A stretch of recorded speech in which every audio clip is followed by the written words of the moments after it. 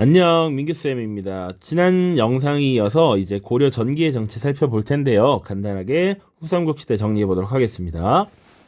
자, 900년이 되면 이 신라의 지방 통제력이 상실된 상황에서 여러 호족 세력을 규합한 견훤과 궁예에 의해서 후백제와 후고구려가 각각 900년, 901년에 성립이 됩니다.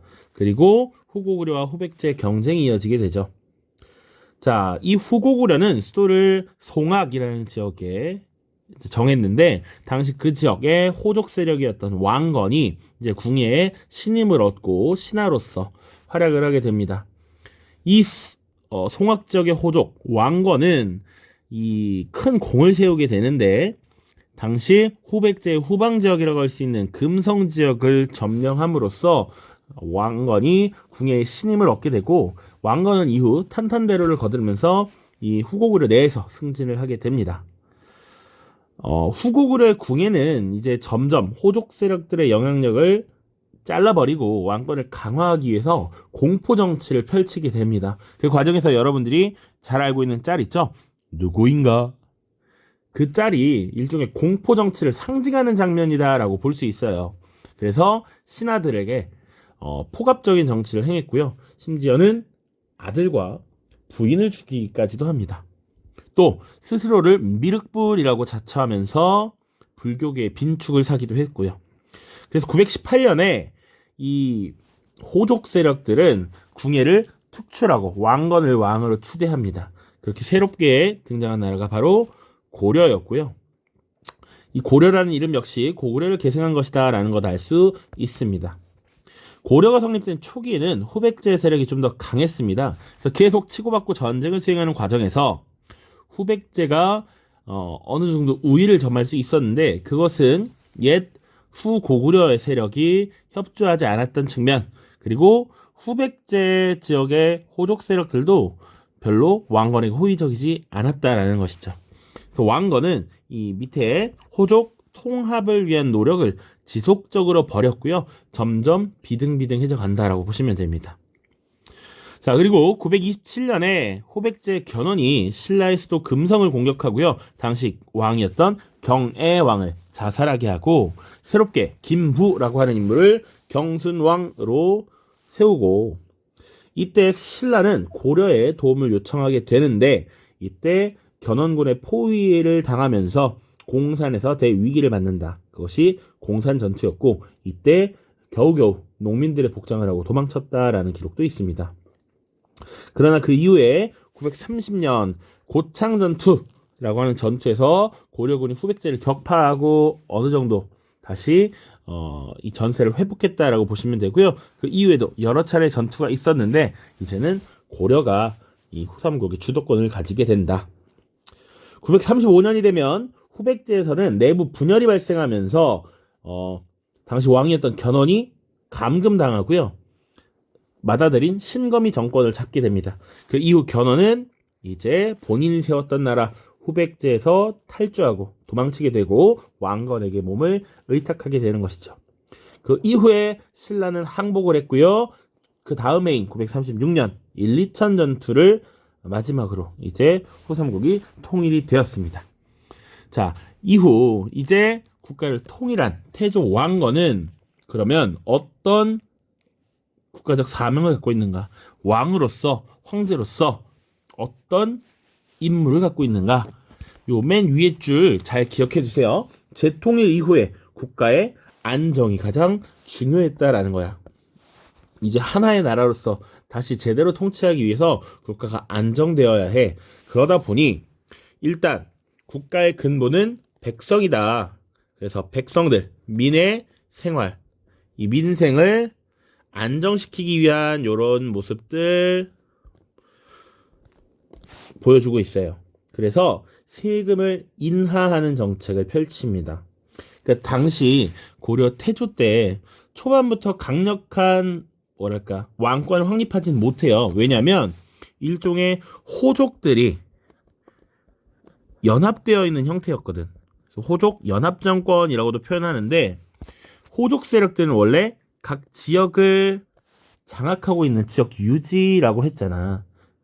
그래서 이 호족들이 원래 막 자의적으로 세금을 걷었거든. 그런데 그런 것들을 좀 억제하기 위해 노력하는 겁니다. 세금을 인하했다.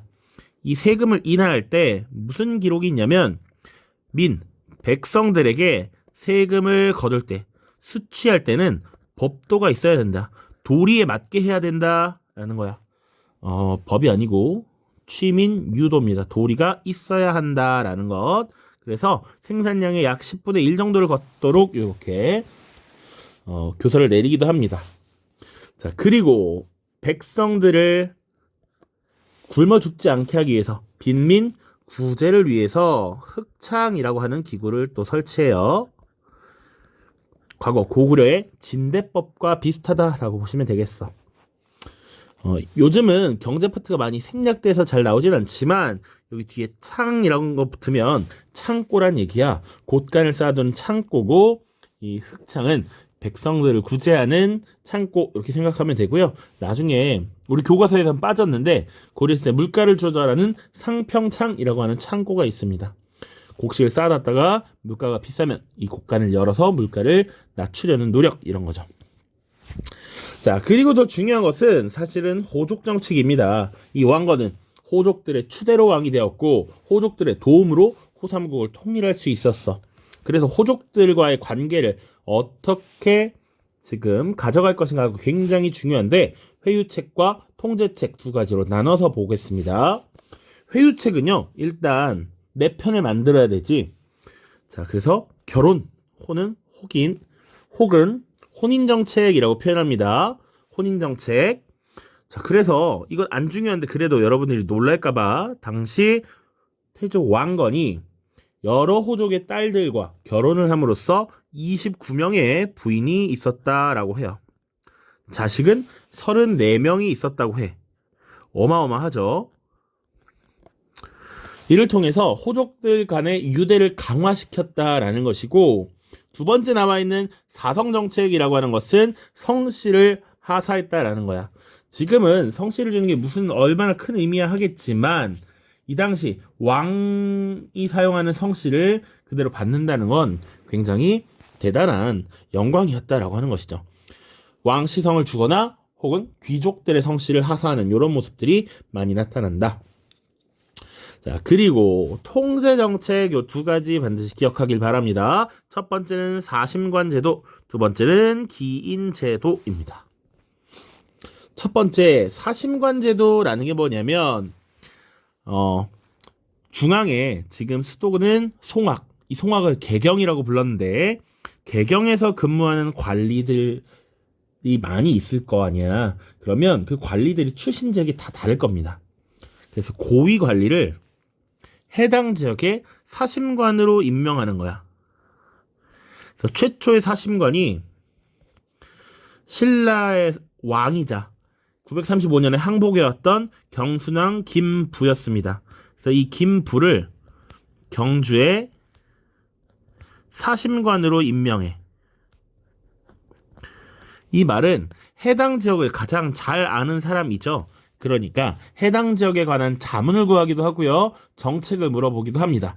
그런데 사실 더 중요한 건 통제책인 이유는 그 지역을 제대로 관리해라 라는 거야. 그 지역에 문제가 생기면 책임을 묻겠다라는 거야. 그래서 이 사심관 제도는 통제책에 들어간다.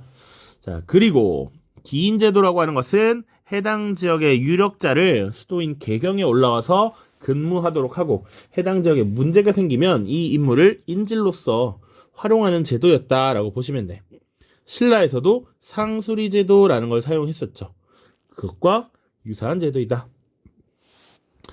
자, 그리고 고려는 고구려를 계승한 나라라고 표현했기 때문에 고구려의 영토를 회복하는 북진정책이라는 것을 추진했습니다. 그래서 통일 이후에 북쪽으로 영토를 확장하는 모습 보여 그 과정에서 고구려의 옛 수도였던 평양, 서경을 중시했다. 이런 내용 보시면 되고요.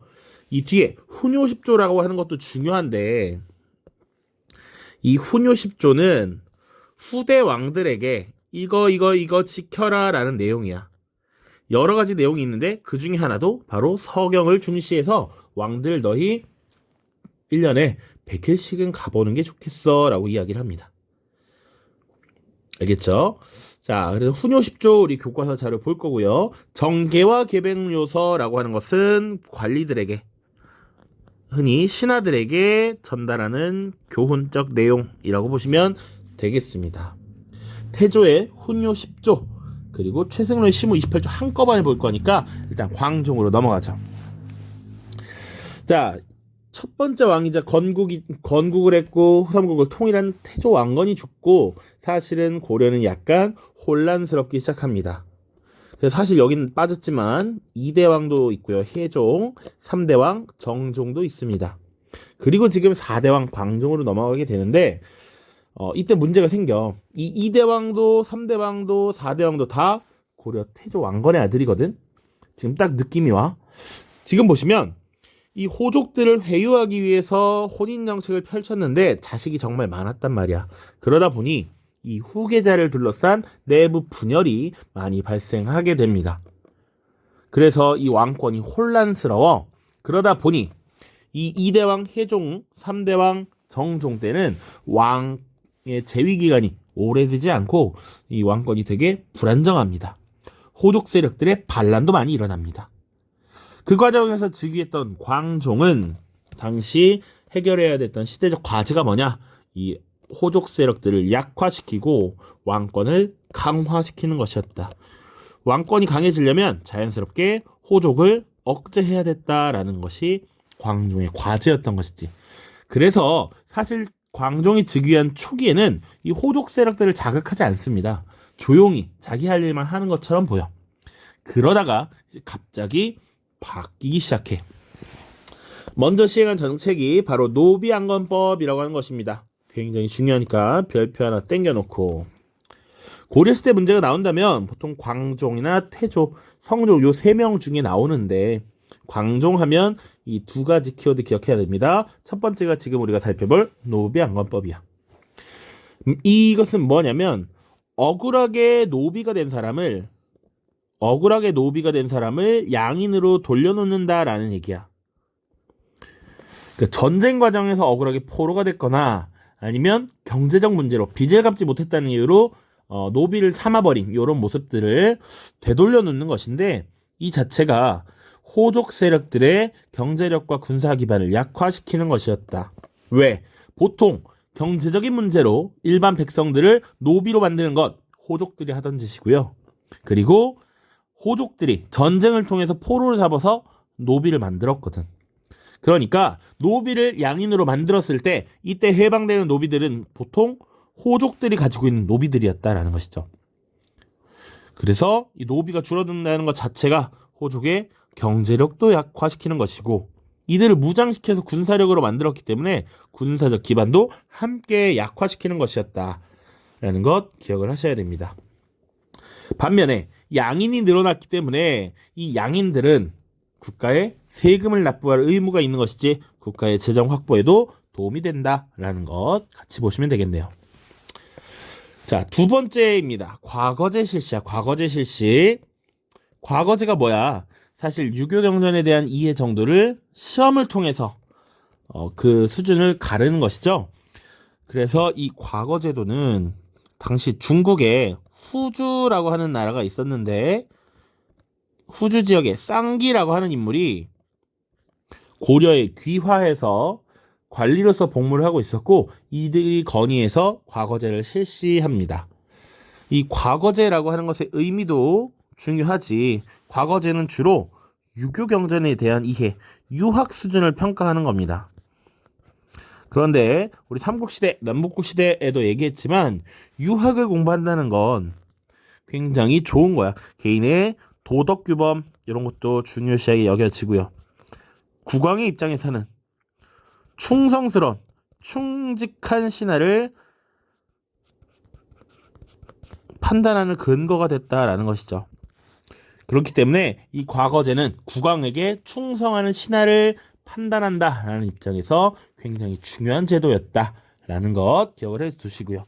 조금 더 이 과거제에서 무엇을 다뤘냐면 주로 시험을 크게 여러 종류로 나눌 수 있는데 첫 번째는 제술이라고 하는 것이 있었고 그 다음 명경이라고 하는 것이 있었습니다. 이게 메인이고요. 추가로 기술직, 잡과라는 시험, 그리고 승려들이 보는 승과라는 시험도 있었습니다.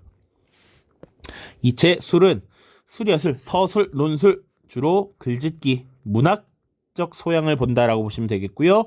요것은 유교 경전에 대한 이해다라고 보시면 돼. 잡과 기술직, 여기는 승려들, 이렇게 생각하시면 돼요.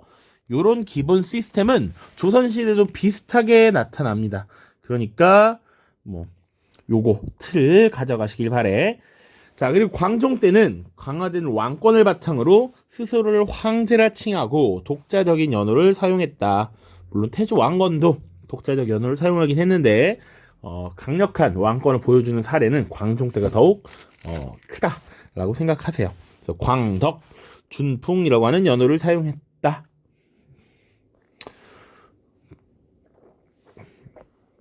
자, 6번 6대왕 성종 보시죠. 자, 이 경종 때 광종을 지나서 5대왕 경종이라고 하는 왕이 있었고요. 이후에 6대왕인 성종으로 넘어갑니다. 특히 이 고려시대 그리고 조선시대에도 성종이라고 하는 왕이 나오는데 이때 성은 한자로 이루다 성자야. 이루다. 그래서 보통은 이 성종이라고 하는 묘호를 후대 사람들이 붙여주는데 어떤 사람에게 성종이라고 하느냐? 보통 통치, 체제 혹은 제도를 어떻게 한 사람? 완성한 사람. 큰 틀을 완성한 사람에게 붙여주는 것이다. 그래서 통치 이념으로서 유교를 받아들이고 이를 제도화시킨 왕이 성종이다라고 보시면 됩니다.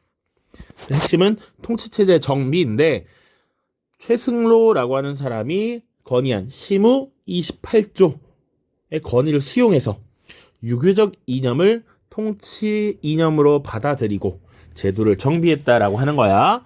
자, 그러면 첫 번째, 중앙통치제도는 어떻게 정비를 했는가? 여기 다 중요한 부분입니다. 중국 당나라의 제도를 들여와서 고려의 실정에 맞게 독자적으로 운영했다. 그것이 바로 이성육부제입니다.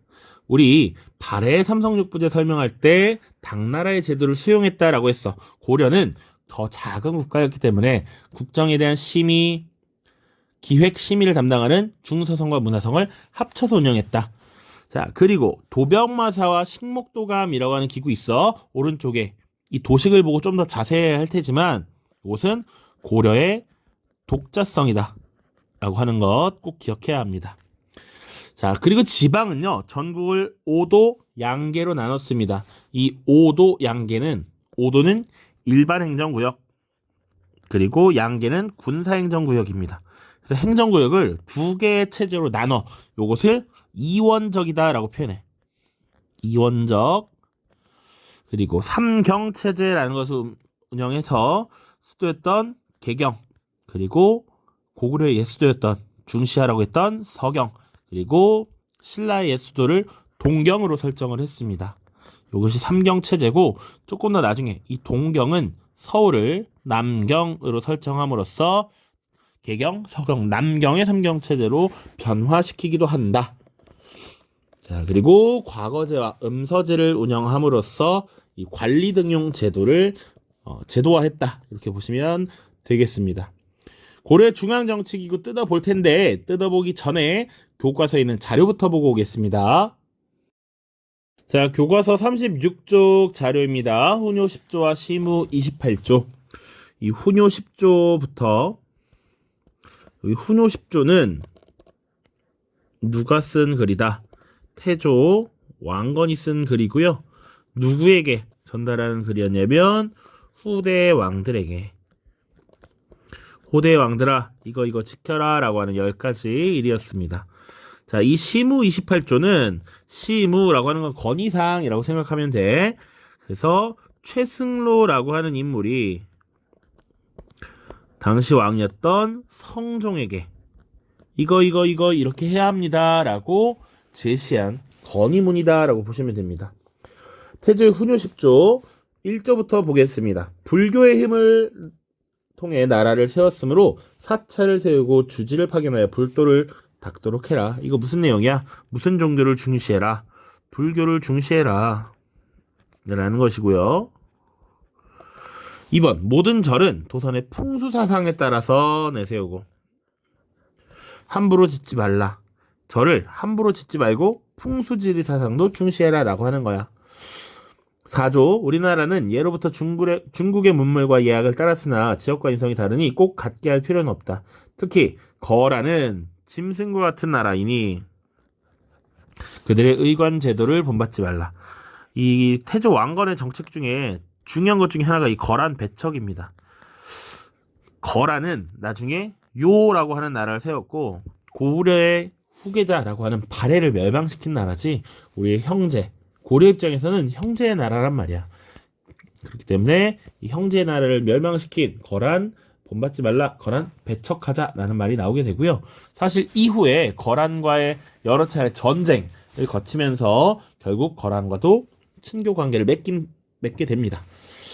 자, 그리고 서경은 우리나라 땅 형세의 근본이 되니 100일 이상 머물러 왕실의 안녕을 이루도록 하라. 이것도 이제 서경 중시라는 측면에서 살펴보면 되겠죠.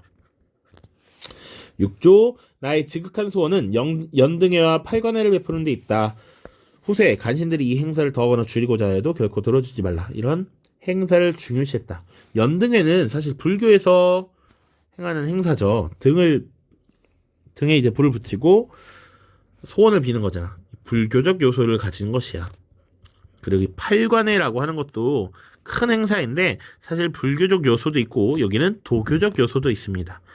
어쨌거나 이런 큰 행사를 주관함을 통해서 국가의 안녕과 기원을 지금 빌어라 라고 하는 것이니까 이거 끝까지 잘 지켜라 라고 하는 거야.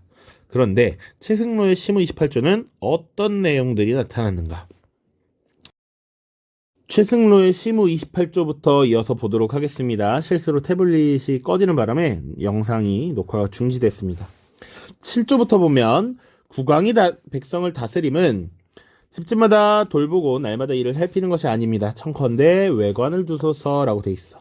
여기서 외관이라고 하는 건 수도 내 개경에서 근무하는 사람을 내관이라고 하고 수도 밖에서 근무하는 사람을 외관이라고 하는 것이죠. 그러니까 지방관을 파견해라 라는 얘기야. 지방관 파견.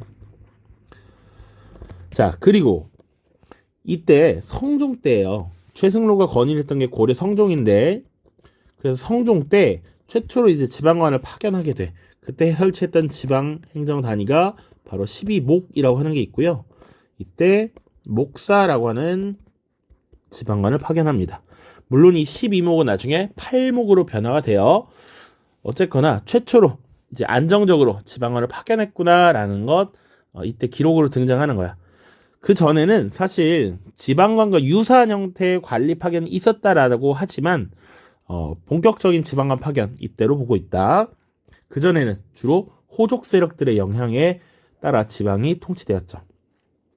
11번 중국의 제도는 따르지 않을 수 없습니다. 예악 시서의 가르침과 군신부자의 도리를 중국을 모범으로 삼아서 하되 수레나 의복 제도는 토착 풍속을 따를 수 있게 하십시오. 적당히 중국의 것 수용해야 된다라는 얘기고요.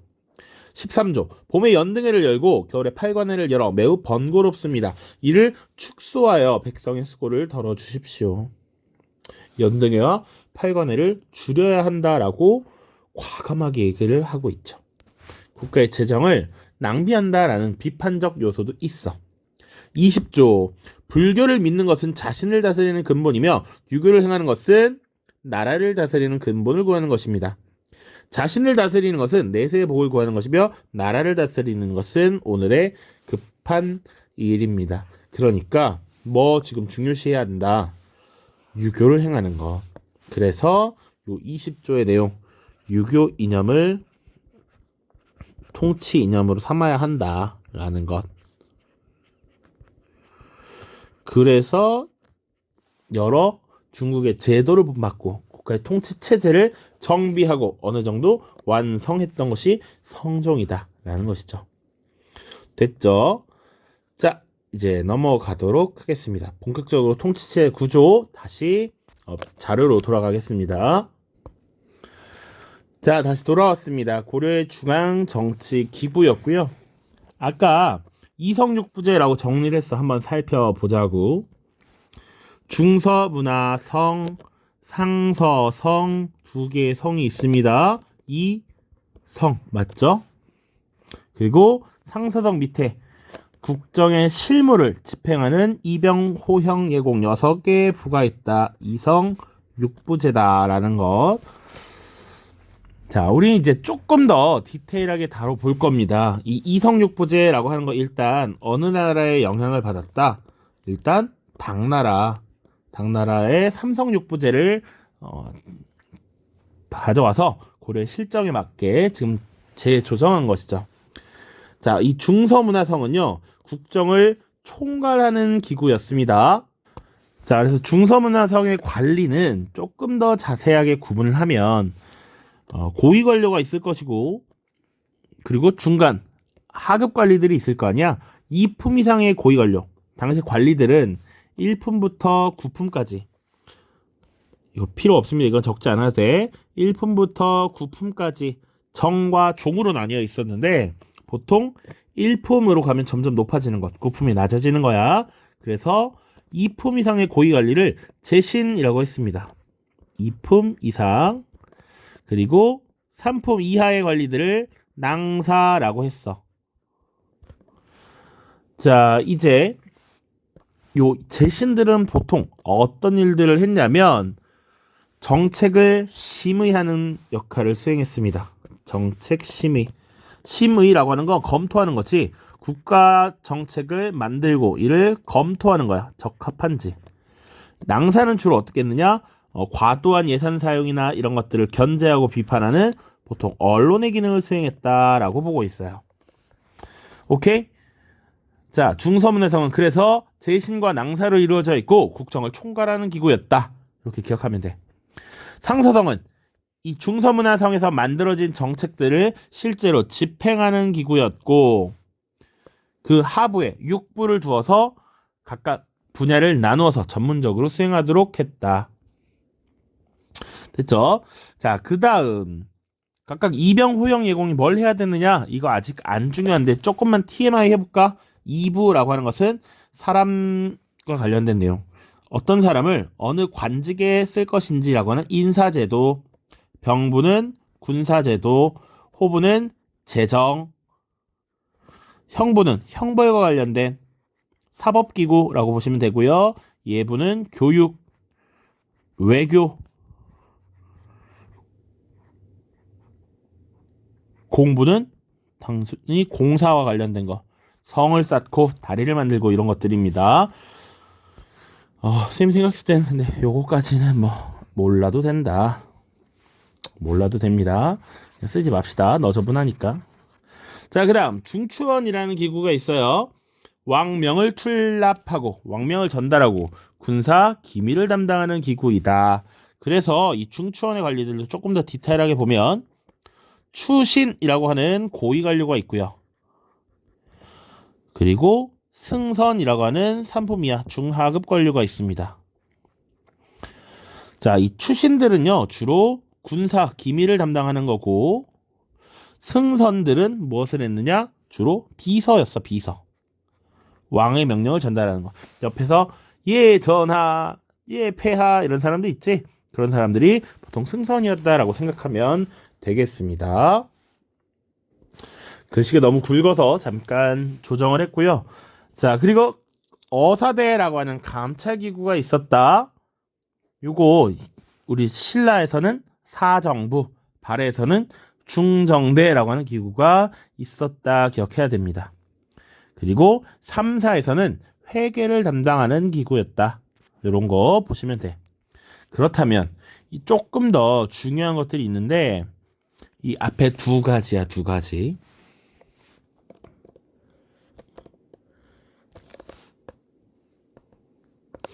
자, 이 두 가지는 어떻게 구성이 되었는가? 자, 이 중서문화성의 재신과 고위 관료들, 그 중추원의 추신들이 모여서 회의를 하게 됩니다. 이때 요 재신과 추신들의 회의를 뭐라고 표현했냐면 제추회의라고 했습니다. 요것도 그냥 앞에랑 동일하게 빨간색으로 해볼게요. 자, 스타일 변경. 제추회의야, 제추회의. 재신과 추신들의 모임, 그리고 국가의 중요한 일을 결정하는 주요 회의입니다. 이 제추회의에서 군사와 전쟁 이런 것들을 담당하는 회의가 바로 도병마사였고, 그리고 제도와 법률 이런 것들을 만드는 기구가 식목도감이었다. 그러니까 도병마사와 식목도감은 제추회의의 한 종류였다라고 보시면 돼. 오케이? 중서문화성의 제신과 그리고 중추원의 추신들이 모여서 한 것이 제추회의였다. 그 제추회의는 크게 두 가지 종류가 있었는데 도병마사와 식목도감이 있었고, 도병마사는 주로 군사 관련된 업무, 그리고 식목도감은 법률과 제도와 관련된 것들을 도맡았다라고 하는 것 기억하시면 되겠습니다. 자, 하나 더 봐야 될 게 있어요. 이 중서문화성의 낭사라고 하는 관리들, 산품 이하 관리들과 어사대 관리들이 함께 또 역할을 수행하였습니다. 자, 보자. 이 낭사와 어사대가 함께 대간이라는 기능을 수행했습니다. 그러니까 어사대와 중서문화성의 낭사를 일컬어서 대간이라고 불렀는데 주로 언론 기능을 수행했다라고 보시면 돼. 언론 기능. 여기서 말하는 언론 기능이란 세 가지를 말합니다. 크게 서경이라고 하는 것, 간쟁이라고 하는 것, 그리고 봉박이라고 하는 것입니다. 자, 그래서 서경이라는 건 뭐냐면 오품이하의 하급 관리를 왕이 임명할 때 이 임명 동의하는 권한을 서경이라 그래. 그러니까 하급 관리를 임명할 때 이들이 동의하지 않으면 임명하기가 좀 어렵다, 껄끄럽다라는 거야. 물론 왕이 밀고 가면 할 수 있겠지만, 간쟁은 왕의 언행이나 이런 정책을 비판하는 거야. 언쟁하는 거야. 전하, 그러시면 아니되옵니다. 이런 것들이 보통 비판, 간쟁이라고 볼 수 있다. 그리고 봉박이라고 하는 것은 왕의 명령을 시행하지 않고 다시 리턴시키는 거야. 명령을 되돌리기라고 하는 게 여러분들이 이해가 수월하겠죠? 왕이 시행한 명령을 봉투에 잘 담아서 봉해서 돌려보낸다, 반박한다, 이렇게 생각하시면 됩니다. 그래서 이런 역할을 수행했던 것이 어사대의 관리들, 그리고 중서문화성의 낭사들이었다라고 하는 것 기억하시면 됩니다. 자, 그리고 또 하나 혹시나 싶어서 이 회계를 담당했던 3사, 조선시대에도 3사가 있습니다. 근데 조선시대 3사는 조금 달라. 사실은 3개의 기구를 합쳐서 3사라고 불렀는데 이 3사가 보통 대간 기능을 수행했다. 조선시대에 대간 기능을 수행했던 사헌부, 사관원, 홍문관이라고 하는 기구를 일컬어서 3사라고 했는데 고려시대 3사와 크게 다르다라는 거 꼭 기억을 하시길 바랍니다. 자, 이렇게 고려 전기의 정치, 그리고 통치제도의 정비 정리를 해봤고요. 다음 시간에는 고려 전기의 대외관계 정리를 해보도록 하겠습니다. 모두 고생 많았습니다. 안녕.